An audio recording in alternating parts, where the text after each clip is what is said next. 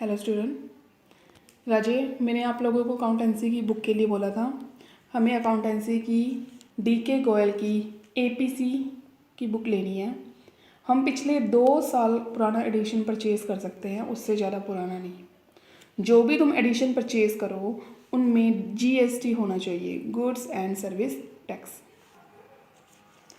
आज हम first chapter करेंगे meaning and objective of accounting. हमने पिछली 2 वीडियोस के अंदर, लास्ट 2 वीडियोस के अंदर मीनिंग और अकाउंटिंग की कुछ बेसिक टर्म को डिस्कस किया था। आज हम देखेंगे नीड फॉर अकाउंटिंग, अकाउंटिंग की क्यों ज़रूरत है। Simply at the end of every year, हर साल के एंडिंग में businessman want to know how much they have gain and how loss during the year. एक बिजनेसमैन ने कितना तो कमा लिया, गेन कर लिया, और कितना उसे लॉस हो गया, कितनी उसने कैपिटल को बिजनेस में इन्वेस्ट किया है और कितना उसने बाहर आउटसाइडर को पे करना है, कितना उसने आउटसाइडर से रिसीव करना है, कितने उसने एक्सपेंसेस किए हैं और कितनी उसे इनकम हुई है। ईच एंड एवरी ट्रांजैक्शन को सिस्टमेटिकली तरीके से रिकॉर्ड करने के लिए हमें अकाउंटिंग की ज़रूरत है, नीड है। Next one, meaning of accounting. Meaning of accounting हम पहले कर ही चुके हैं। मैंने इसका मीनिंग आप लोगों को अकाउंटेंसी पार्ट 1 के अंदर क्लियर किया था। आज हम देखेंगे फीचर्स और एट्रीब्यूट्स या फिर कैरेक्टरिस्टिक्स ऑफ अकाउंटिंग। हमारा फर्स्ट पॉइंट है accounting is an art as well as science. Accounting हमारी आर्ट भी है और साइंस भी है। आर्ट का मतलब है अकाउंटिंग एक ऐसी टेक्निक है जिसमें हम अकाउंट की हर ट्रांसैक्शन यानी बिजनेस की ट्रांसैक्शन को रिकॉर्ड कर रहे हैं, क्लासीफाई भी कर रहे हैं और समराइज भी कर रहे हैं। इन सब का मीनिंग हमने फर्स्ट वीडियो में क्लियर किया था। ईच बिजनेस की हर ट्रांसैक्शन को सिस्टमेटिकली तरीके से रिकॉर्ड कर रहे हैं नेट प्रॉफिट या बिजनेस की फाइनेंशियल पोजीशन को बताने के लिए। इसे हम आर्ट बोलेंगे। साइंस का मतलब है ये एक बॉडी ऑफ नॉलेज है। बॉडी ऑफ नॉलेज का मतलब हमारा जो अकाउंटिंग है वो मेनली डिपेंड है स्पेसिफाइड प्रिंसिपल पे। स्पेसिफाइड प्रिंसिपल का मतलब स्पेशल प्रिंसिपल पे, रूल्स पे, जो एक सिस्टमैटिक बॉडी ऑफ नॉलेज यानी एक पर्सन ने सेट किए हैं, इसे हम साइंस बोलेंगे। आर्ट मीन्स सिस्टमेटिकली तरीके से रिकॉर्ड करना। साइंस का मतलब सिस्टमेटिकली तरीके से रिकॉर्ड करने के रूल्स क्या हैं। Second one, record of financial transaction only. हम बिजनेस के अंदर सिर्फ वही ट्रांजैक्शन को रिकॉर्ड करेंगे जो फाइनेंशियल करेक्टर की हैं। फाइनेंशियल करेक्टर की करेंगे, नॉन फाइनेंशियल को नहीं करेंगे। सपोज मैनेजर और वर्कर के बीच में झगड़ा हो रहा है, क्रूल मैनेजर और एम्प्लॉयज़ कह सकते हो, या 2 मैनेजर्स के बीच में डिस्प्यूट क्रिएट हो रहा है। अगर वो डिस्प्यूट क्रिएट हो रहा है, ये फाइनेंशियल ट्रांजैक्शन नहीं है। डिस्प्यूट क्रिएट होने से बिजनेस को कितना लॉस हुआ उसको मनी की टर्म में बताना, ये फाइनेंशियल ट्रांजैक्शन है। Next one, recording in term of money. Business की हर ट्रांजैक्शन को हम मनी में रिकॉर्ड करेंगे, नॉन मॉनेटरी ट्रांजैक्शन को रिकॉर्ड नहीं करेंगे।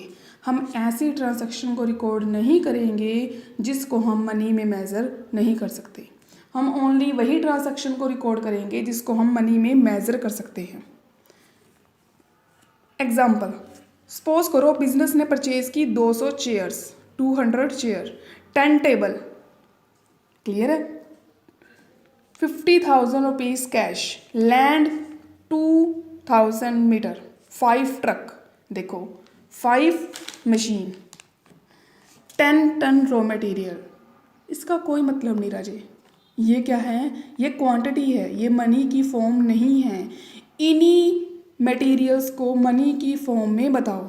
इसका मतलब हमारे पास कैश है ₹50,000 का, लैंड जो है वो 2 करोड़ की है, ट्रक हमारे पास 50 लाख के हैं, मशीन 20 लाख की है।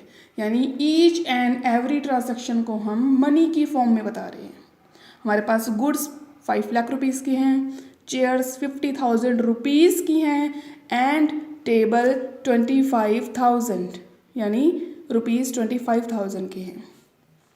Next one, small business. अगर बिजनेस स्मॉल है तो डायरेक्टली उसको सारे ट्रांजैक्शन को सीधा ही जर्नल में रिकॉर्ड कर दो, बुक्स में रिकॉर्ड नहीं करेंगे। अगर बिजनेस स्मॉल है तो हम सीधे ही ट्रांजैक्शन को जर्नल एंट्री कर देंगे, यानी हम कैश बुक में कैश की ट्रांजैक्शन, परचेज बुक में परचेज की ट्रांजैक्शन, सेल बुक में सेल की ट्रांजैक्शन, एक्सेट्रा।